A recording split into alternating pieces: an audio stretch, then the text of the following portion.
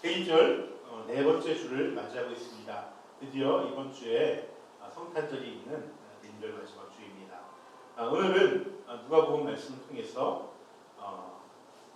화해를 위한 은혜와 순종이라는 말씀의 제목으로 말씀을 전하려고 합니다. 이제 대인절 마지막 주 네 번째 주를 밝혔습니다. 다음 주에는 이렇게 또 그대로 켜서 주님의 오심을 기뻐하며 찬양할 것입니다. 이번 주 성탄절에는요. 네. 오늘 밝힌 이 대인절 네 번째 주는 제가 말씀드린 대로 만남과 화해의 촛불입니다. 만남과 화해의 촛불이에요. 첫째 주부터 기다림과 소망, 회개와 평화, 사랑과 나눔에 이어서 만남과 화해의 촛불을 밝혔습니다. 이 촛불을 통해 여러분들의 삶에도 축복된 만남과 화해가 가득하기를 소망합니다. 여러분, 하나님은요 늘 우리에게 이 만남을 주십니다. 만남을. 그 만남이란 것이 또 사람과의 만남일 수도 있고요. 또 어떤 상황의 부닥침일 수도 있습니다. 또 어떤 사건이 일어남으로 해서 그 사건을 맞닥뜨리게 되는 그런 것일 수도 있겠죠. 그게 사람이든 사건이든 상황이든 우리 주변에는 늘 이러한 만남들이 우리를 기다리고 있다는 것입니다. 그런데 문제는 우리가 이렇게 우리를 만나기를 위해 기다리는 많은 그런 상황과 사건들, 사람들의 어떤 그런 만남들이 늘 좋은 것만 있으면 참 좋겠는데 정말 재수없는 놈을 뒤로 자빠져도 코가 깨진다고 정말 좋은 것만 우리에게 만남으로 주어지지는 않는 것이죠. 그래서 우리는 그 수없는 만남과 화해하지 못하는 삶을 살아가고 있습니다. 여전히 화해하지 못한 채 내버려져 있고 내 마음 한구석에 남아져 있는 그런 만남들도 여전히 많이 있고요. 우리가 또 피할 수 있는 만남도 있겠지만은 또 피할 수 없는 만남들 속에서 우리가 그것을 온전히 화해하고 수용하지 못해서 이 마음 가운데 응어리로 남아져 있는 것이 많습니다. 우리가 만남을 피할 수 있으면 좋겠지만은 피할 수 없는 것들은 어떻게 됩니까? 전적으로 우리가 수용하고 또 화해하는 것이 우리의 몫이 되길 것입니다. 그래서 특별히 우리 하나님을 보시면요, 하나님 일하시는 걸 보시면은 우리를 인도하시면서 우리를 많은 만남들을 준비하고 계십니다. 것을 느낄 수가 있습니다. 근데 그런 것들이 특히 대부분 하나님께서 준비하신 것들은 그 만남들이 굉장히 쉽지 않은 만남들이 굉장히 많습니다. 그럼에도 불구하고 우리가 시간이 지나서 보면은 그때 그 만남, 하나님께서 나를 위해 만나게 했던 그 상황이나 사람들이나 그 사건들이 참 나를 위해서 준비했던 만남이었겠구나, 이런 깨달음이 들 때가 있죠. 그래서 내가 그때 그 깨달음을 일찍 깨달았으면은 그 만남을 그냥 회피하거나 그냥 반대하거나 그 만남과 불화하지 않고 온전히 수용해서 정말 귀한 기회로 삼을 수 있었을 텐데 하는 그런 마음이 들 때가 많이 있습니다. 그래서 우리가 이렇게 주님께서 우리를 위해서 예비하신 만남들을 잘 우리가 수용하고 화해해서 정말 기회로 삼을 수 있는 방법이 있습니다.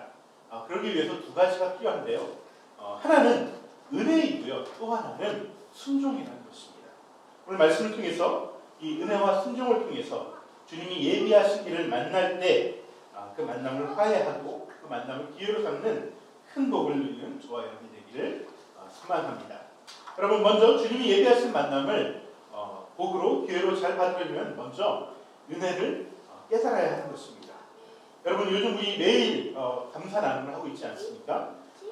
삶 가운데 감사했던 것들을 이렇게 감사 나눔 100일 챌린지라는 이름을 가지고 감사하고 있는데, 우리 청소년들은 좀 처음 듣는 얘기일 수 있습니다. 우리 청소년들도 새해가 밝으면 곧 시작하도록 할 테니까 기대하시고 기다려 주시기 바랍니다.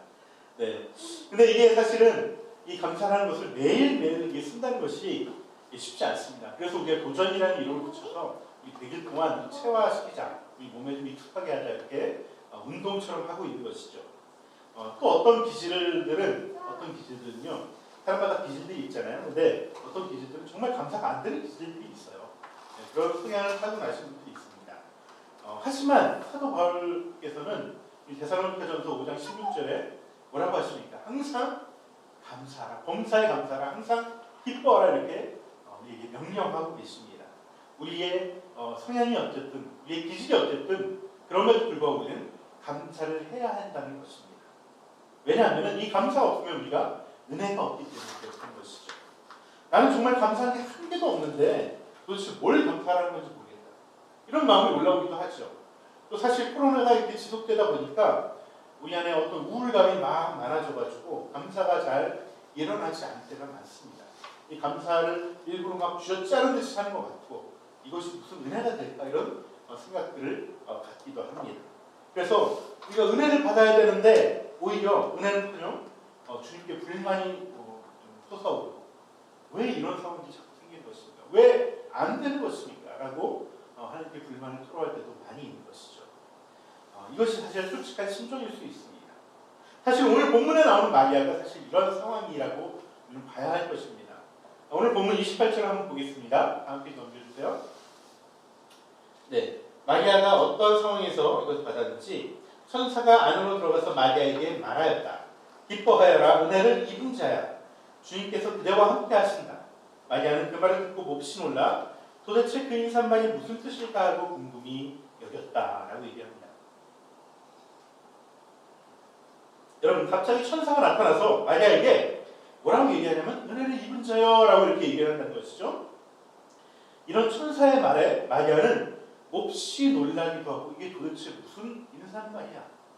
도대체 왜 저런 인사말을 나에게 한 거야? 라고 궁금해했다라고 성경은 기록하고 있습니다. 다른 번역본들을 보면요, 이 어떤 인사말을 듣고서 몹시 당황했다라는 표현도 있습니다. 한마디로 무슨 얘기냐면은 이 인사말이 굉장히 이해가 가지 않는 것이죠. 나는 전혀 은혜스러울 것이 없는데 왜 은혜를 입은 자라고 나를 불러주는지 이해가 가지 않는 상황이라는 것입니다. 왜냐하면 이 마리아는요 굉장히 어려운 상황 가운데 있을 거라고 저는 추정을 합니다. 아마 그럴 것이고 100% 그럴 것입니다. 왜냐하면 요즘은 여성의 인권이 많이 향상돼서 적어도 이렇게 좀 물건처럼 취급되는 막 팔려다니는 시대는 아니지 않습니까? 하지만 이 마리아가 살았던 시대는 사실은 여성은 거의 남성의 소유물처럼 이렇게 팔려다녔던 시기였어요. 당시에 대부분의 마리아가 속해 있던 그런 하층민들, 정말 돈 없고 백 없고 가진 것 없는 그런 가정에 있는 여성들은요 대부분 12살에서 15살 정도가 되면 결혼을 하게 됩니다. 굉장히 일찍하죠. 굉장히 일찍하죠. 이건 사실 결혼이 아니라 거의 팔려간다라고 보는 게 많습니다. 어느 정도 아이를 낳을 수 있는 그런 어떤 초경을 시작하면은 그리고 또 어느 정도 가사를 할 수 있을 정도의 어떤 노동력이 있으면은 이제는 더 이상 사랑스러운 어떤 딸로 있는 것이 아니라 가사 노동자 그리고 한 남자의 그 아내로 결혼 지참금 몇 푼을 받고 거의 결혼을 하게 된 것이죠. 이게 마리아와 결혼이지 어떻게 보면 당사자는 굉장히 풀려가는 느낌이 굉장히 강할 거예요. 예전에 우리 어머님들이나 누님들이 보시면은 정말 삶이 힘들어가지고 정말 학교도 제대로 못 다니시고 특히 누님들 그런 친구들 많죠. 정말 어렸을 때 식모살이 하셨던 분들이 굉장히 많습니다. 그 어린 나이에 식모살이로 와가지고 정말 굳은 일 다 하면서 밤에는 엄마 아빠 보고 싶어서 막 눈물을 흘렸던 그런 그 누님들의 눈물들이 정말 서울 시내 정말 구촌들에 가면 곳곳이 스며들어 있다고 얘기를 하지 않습니까? 그렇게 눈물로 번 돈을 동생들 학비 대느라고 다 붙여줬던 그런 누님들이 참 많았습니다. 또 공장으로 일찍 가가지고 일을 했던 그런 분들도 계시죠.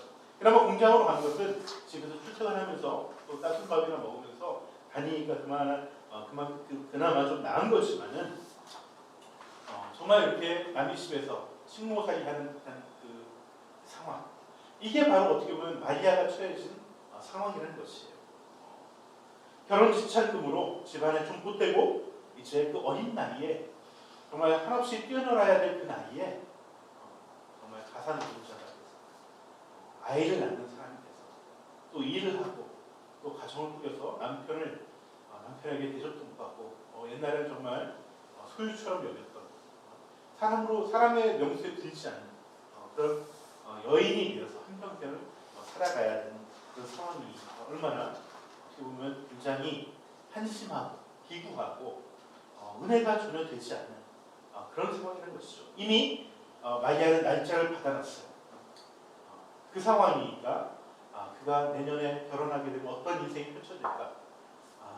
정말 아름다운 신혼이 펼쳐질 거라고 우리가 결혼하면서 모든 여성들이 기대를 하지만 당시의 모든 여성들은 그런 기대를 거의 하지 못합니다. 정말 부잣집이나 간다면 보니까 그런 우리 요셉처럼 목수의 아내로 간다는 것은 이제부터 고통과 고생의 시간들이 연속된다는 것을 의미하는 것이기 때문에 그렇습니다. 우리는 지금 예수님의 이야기를 알고 있기 때문에 우리 이 장면을 수태고지라고 하잖아요. 예수님께 수태된 것을 알려주는 그 장면, 수태고지라고 하는 장면이 정말 은혜스럽고 감동적인 경륜으로 다가오지만 막상 이 일을 닥치는 마리아에게는 참으로 청천벽력 같은 그러한 소식이라고 생각을 합니다. 그런데 오늘 본문에서 가브리엘 천사가 마리아에게 뭐라고 그랬냐면은 은혜를 입은 자여라고 마리아를 부른다는 거예요. 여러분, 이 은혜를 입었다는 것이 무슨 뜻일까요? 보통 우리는 은혜를 입었다라고 얘기 안 하고 어떻게 표현하죠? 은혜를 받았다라는 표현을 합니다. 나 은혜 받았어, 이런 표현 자주 하잖아요. 어제도 우리 감사 나눔 하는데 우리 날자매님이 내일의 소망하고 주일날 은혜 받기를 소망합니다 이렇게 쓰셔가지고 저도 감사합니다 이런 소망해 주시고 저도 같이 한 목소리 그때 보면서 같이 기도하면서 내일 주님 정말 은혜 주시길 원합니다. 이 기도를 했었는데요. 보통 이게 은혜 받게 해주세요. 은혜 주세요. 이렇게 얘기를 하는데 가브리엘 천사는 은혜를 입었다라고 표현을 한다는 것입니다. 은혜를 입었다. 그래서 이 입었다는 표현된 이 단어를 제가 찾아보니까 헬라어로 뭐냐면 이게 유리스코라는 단어예요. 유리스코. 여러분, 이 유리스코란 말은 여러분들도 한 번쯤은 들어봤을 거예요. 어떨 때 이 유리스코라는 말을 썼냐면은 여러분 그 아르키메데스라는 사람 아십니까? 아르키메데스. 고대 그리스의 어떤 수학자, 기하학자, 철학자라고 하는데 이 아르키메데스가 어느 날 그 왕이 한번 불렀어요. 왕이 히에로 이 사람인데 이 사람이 왕이 즉위하고 나서 가만히 할 일 없으니까 왕은 할 일도 별로 없잖아요. 왕관을 쓰고 있다가 왠지 이게 머리가 아픈 거야. 이게 왕관이 왜 이렇게 머리 안 맞지? 그러면서 왕관을 벗어서 이렇게 살펴보다가 갑자기 마음속에 의심이 들기 시작합니다. 어떤 의심이냐면 내가 이것을 금을 20냥을 들여서 이 왕관을 만들려고 주문을 했는데 이 왕관이 정말 순금을 만들어줬을까? 이 만드는 사람들이 혹시 중간에 뭔가 쫙 슈팅을 해가지고 금을 빼돌린다거나 아니면 다른 걸 섞어서 불순물을 섞어서 이렇게 만든 건 아닐까? 왠지 이게 왕관이 작아서 나 머리가 아플 것 같아. 이런 생각이 듭니다. 그래서 이 아르키메데스를 불러가지고 이 왕관이 순금으로 된 것인지 이게 뭐라 그러죠? 이 보석을 감정해달라고 이렇게 주문을 합니다. 사실 아르키메데스는 이 보석에 대해서 잘 모르죠.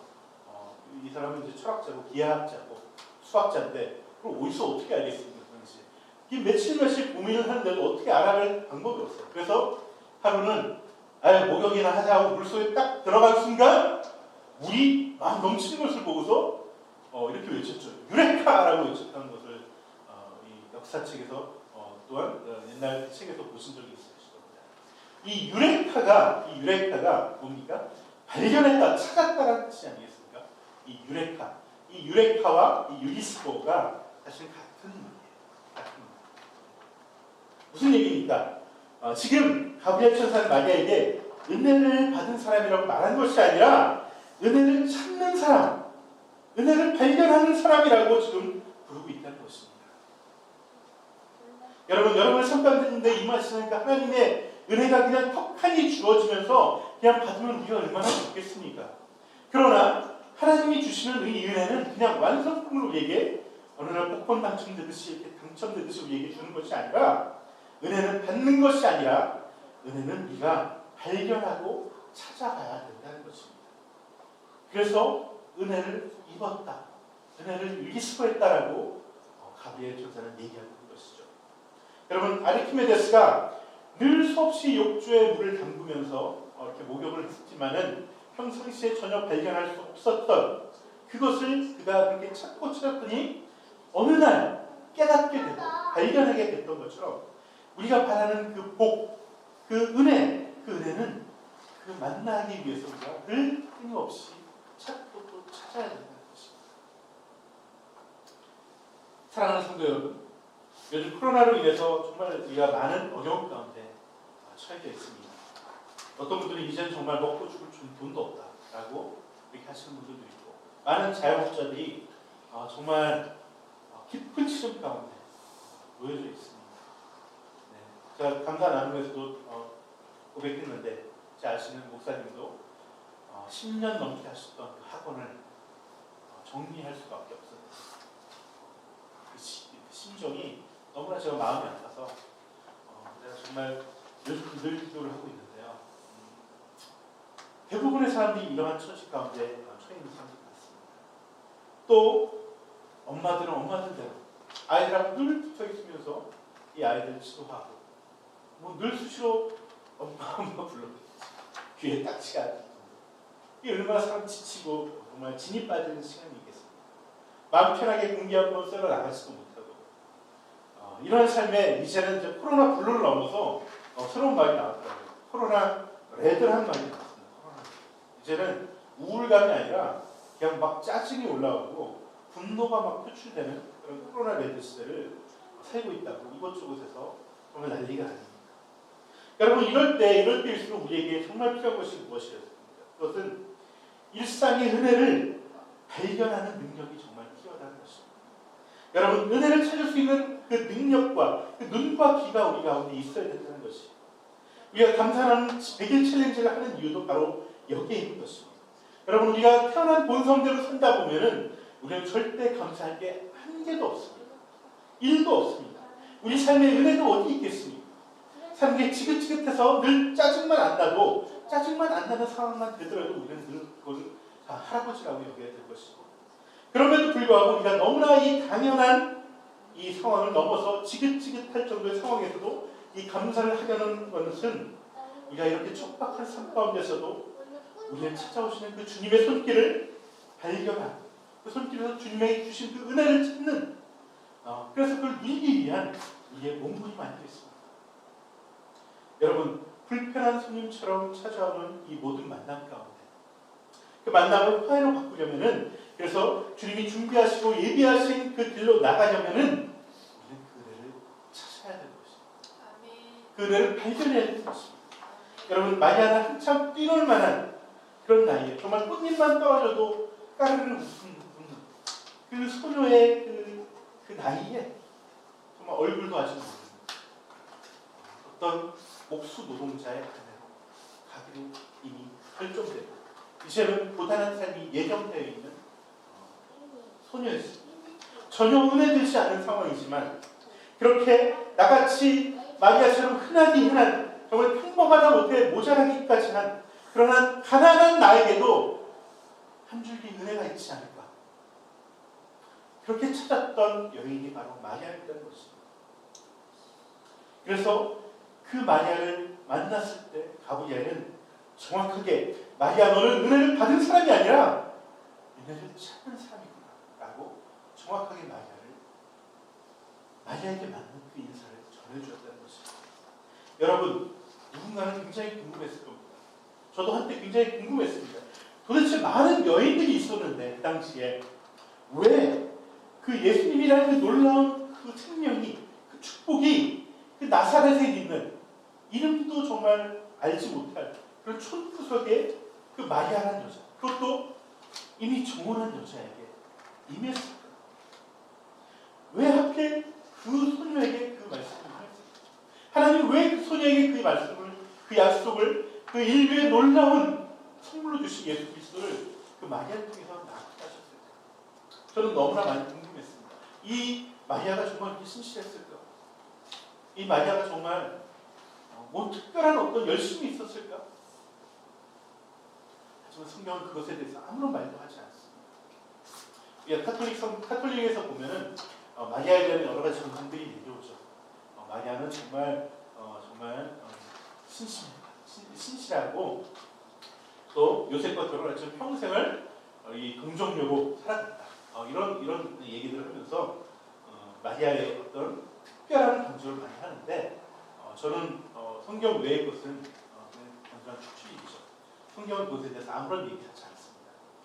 하지만 성경은 그 마리아에 대해서 뭐라고 얘기하냐면 유기스고 카리스마, 은혜를 찾는 사람이었다 라고 얘기하고 있다는 것입니다. 여러분, 찾으라 그러면 찾을 것이요, 두드리라 그러면 열릴 것이요 라고 주님께서 우리에게 말씀해 주셨습니다. 하나님의 복은 은혜를 찾는 자에게 주어지고 열리게 되는 것입니다. 우리 모두 그 은혜를 찾고 발견해서 하나님이 주님이 우리를 위해 예비하셨던 그 길을, 그 길 위에서 그 복된 만남들을 우리가 만나고 그것이 삶의 기회가 되는 그 복을 우리가 나누기를, 우리가 누리기를, 저와 여러분에게 그런 소망이, 그 복이 임하기를 다시 한번 축원합니다.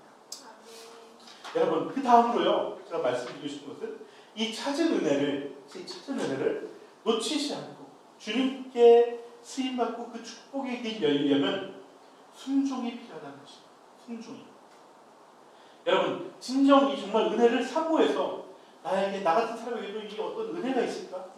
하나님이 나에게 정말 긍휼을 베푸셔서 은혜를 주실까? 이렇게 찾는 사람에게는요, 진짜 그 은혜가 임하는 순간, 아, 이게 진짜 나에게 주시는 은혜구나 라는 것을 알아차리게 되는 것입니다.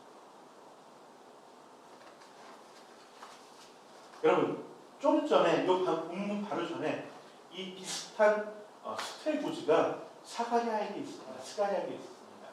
바로 세례 요한의 아버지였죠. 세례 요한은 대제사장이었어요. 그에게는 자식이 없었습니다. 늘 자식을 그렇게 염원했어요. 그런데 대제사장이 지성소에 들어갈 순간 천사가 나타나서 이 스가랴에게 너에게 요한이라는 자식을 주고 이 요한이라는 아이는 자라나서 그 메시아를, 예수 그리스도를 모실 길을 예비하는 자가 될 것이라는 축복의 수태고지를 해줬습니다. 그런데 스가랴는 그것을 믿지 않았어요. 아니, 내가 지금 나이가 몇 살인데 그런 일이 일어나겠습니까? 한마디로 무시했던 것이죠.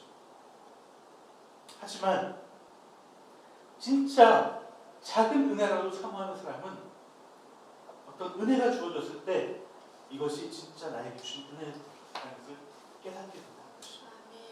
여러분, 사실 마리아에게 온 이 은혜는 객관적으로 따지면 어떤 은혜가 전혀 아닙니다. 이미 결혼을 앞두고 있었던 사람이에요. 그런 소녀에게, 정혼을 한 그 여인에게 임신을 하게 된다는 얘기가 어떤 축복이 되겠습니까? 오히려 근심이 되고 걱정이 된 것이 당연한 마음 아니겠습니까? 그런데 마리아는 그것을 놓고 따지지 않아요. 왜 나한테 이런 일을 주세요? 난 그렇게 은혜를 구했는데 이제 와서 주신다는 것이 결국 처녀가 애를 갖게 된다.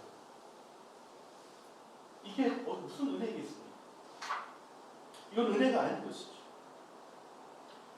이 얘기를 듣는 순간 아마 마리아의 머리에는, 두 눈에는 아마 아버지의 그 환한 얼굴이 환하게 아마 들어왔을 것 같습니다. 이미 돈은 다 받았고, 지자금은 다 받았고, 이제 결혼해야 되는데 임신한 몸으로 결혼. 아버지가 누군지도 모르고. 이것은 정말 돌맞아 죽지 않으면 딱 다행인 상황인 것이죠. 하지만 마리아는 이 상황에서 더 이상 당황하지 않습니다. 처음에 은혜 입은 자라고 했을 때 잠시 당황했었지만은 그 내용을 들은 다음에 오히려 당황하지 않고 그것이 나에게 주님께서 은혜를 주신 일이구나라고 순종하며 받아들이는 것입니다. 그 이유는 자신이 누구인지 알았기 때문이었습니다. 오늘 보면 38절에 마리아는 자신이 누군지 명확하게 고백하였습니다. 뭐라고 합니까? 보십시오, 나는 주님의 여종입니다. 내가 누군지 분명히 알았다는 것이죠. 주님의 말씀 앞에서 내가 그 주님을 받아들여야 되는 그 말씀의 종이라는 것을 깨달았던 것입니다. 여러분, 내가 주님의 종이라는 이 인식이 명확히 있기 때문에 그는 이 복을 받을 수가 있었던 것입니다. 여러분, 성경에 수많은 사람들이 나오지만은 이 수많은 사람들 가운데 복을 받은 사람들, 하나님의 일에 쓰임받은 사람들, 하나님의 역사하심을 본 사람들은 하나같이 순종했다는 그 공통점이 있습니다. 여러분, 그래서 하나님은 순종이 제사보다 낫다라고 얘기하는 것이죠. 여러분, 하나님은 지금도 말씀을 통해서, 그리고 목회자인 저희 입술을 통해서 여러분들에게 요구하시는 것이 있습니다.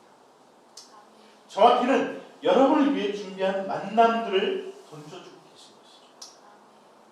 그때 하나님의 종된 자, 즉 하나님의 통치를 받는 하나님 나라의 백성과 그렇지 않은 이방인, 여전히 하나님의 백성 같지만 여전히 이방인으로 살아가는 내가 내 삶의 주인인 사람의 차이점은 거기서 명확하게 갈립니다.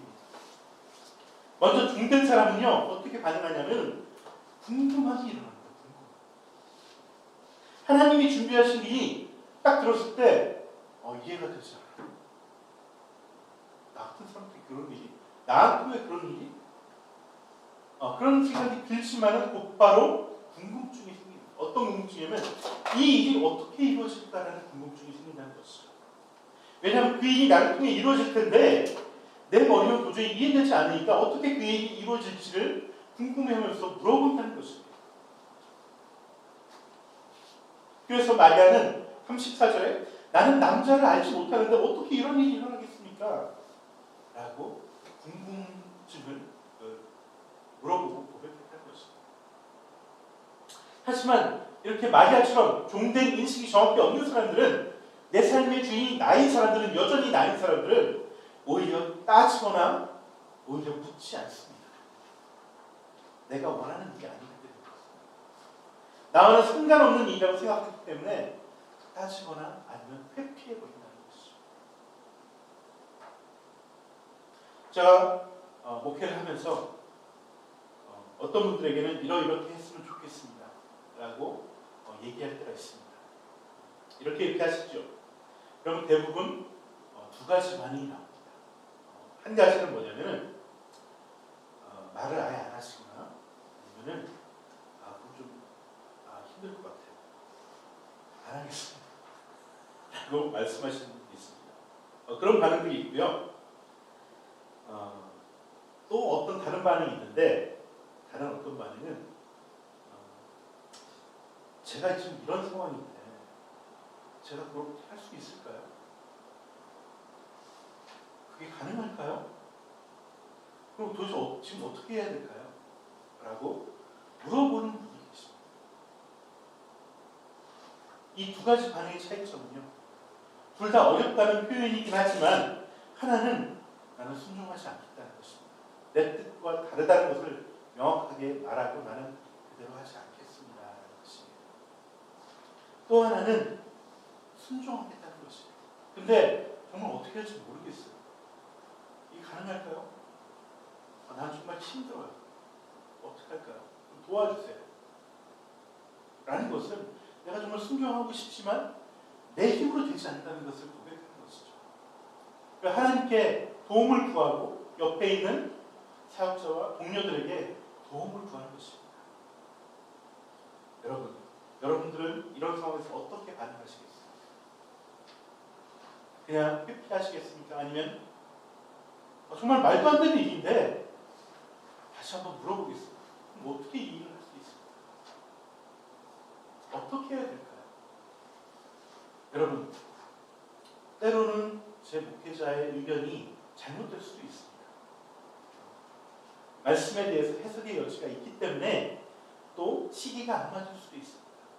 하지만 중요한 것은요, 거기서 난 아닌 것 같아, 난 동의하지 못하겠어 라고 뒤로 빠지거나 회피하는 것이 아니라 그 말씀이 이루어지려면 어떻게 해야 될까요? 그러면서 물으면서 동참하려는 모습이 하나님께서 원하시는 모습이라는 것입니다. 그것이 그 만남을 온전히 하나님께서 준비하신, 나를 위해 준비하신, 이 교회를 위해 준비하신, 하나님 나라를 위해 준비하신 그 만남을 온전히 나의 기회로 삼을 수 있는 자세라는 것입니다. 여러분, 목회자의 인도가 잘못될 때가 있습니다. 하지만 그럴 때는 실행하는 과정에서 분명히 문제가 드러납니다. 여러분, 구체적인 계획을 세우면서 어긋나기 시작합니다. 그리고 결론적으로 그 일은 일어나지 않습니다. 하지만 그것이 하나님의 뜻이라면 그 일은 반드시 이루어지게 되어 있습니다. 오늘 본문 말씀 17절처럼 가브리엘이 뭐라고 얘기합니까? 하나님에게는 불가능한 일이 없다라는 것이죠. 여러분, 세상에 쉬운 일은 하나도 없습니다. 하지만 어려워도 가능한 일이 있고요. 또 어려워도 반드시 해야만 할 일이 있습니다. 반면에 쉽다고 무조건 해서는 안 될 일도 있고요. 이루어져도 결과적으로 그 이루어진 결과가 나에게 화근거리가 되는 때가 많이 있습니다. 하나님이 우리를 위해 준비하시고 우리를 통해 일하시고자 하시는 그 만남들은 대부분 쉬운 일도 아니고 가능해 보이지도 않는 일입니다. 하지만 반드시 하나님 나라 영광을 위해서 그리고 우리의 성장을 위해서 반드시 해야 할 필요한 만남들이라는 것입니다. 반드시 만나서 그 사람과 그 상황과 그 사건과 내가 화해하고 직면하고 풀어봐야 되는 것이기 때문에 그렇습니다. 그래야만 복된 삶이 우리를 기다리고 있다는 것입니다. 우리가 해야 할 일은 우리가 주인이 아니고 우리가 종되었음을 고백하고 그 말씀대로 순종해서 그 만남이 화해로 나의 삶에 이루어지기를 위해 기도하는 것입니다. 우리 마지막 구절을 함께 다운표했던 부분들 마리아가 대답했던 부분을 함께 읽어봤으면 좋겠습니다. 페이지 넘겨주시면 좋겠습니다. 네, 넘겨주시나요? PPT? 네, 같이 읽겠습니다. 보십시오. 나는 주님의 여종입니다. 당신의 말씀대로 나에게 이루어지기를 바랍니다. 여러분 이것이 순종의 자세입니다. 여러분 이번 주 이 구절을 암송하시기 바랍니다. 나에게 어떤 상황 속에서도 우리가 주님의 뜻을 발견했으면 보십시오. 나는 주님의 여종입니다. 이 말씀이 당신의 말씀대로 나에게 이루어지기를 바랍니다. 라고 고백했으면 좋겠습니다. 이번 주 내내 우리 이 말씀을 읊조리고 되뇌이면서 오시는 주님을 맞이했으면 좋겠습니다. 이제 말씀을 정리하도록 하겠습니다. 하나님은 우리에게 하나님의 나라와 우리의 성장을 위해서 우리에게 복을 주시기 위해 수많은 만남들을 준비해 두고 계신다는 것입니다. 하지만 그 많은 만남들 속에서 우리가 하나님의 나라와 나라의 영광과 하나님 우리의 성장과를 위한 그런 만남들은 대부분 하나같이 우리가 회피하고 싶은 나하고 맞지 않는 나하고 내가 원하지 않는 그런 모습을 가지고 찾아온다는 것입니다.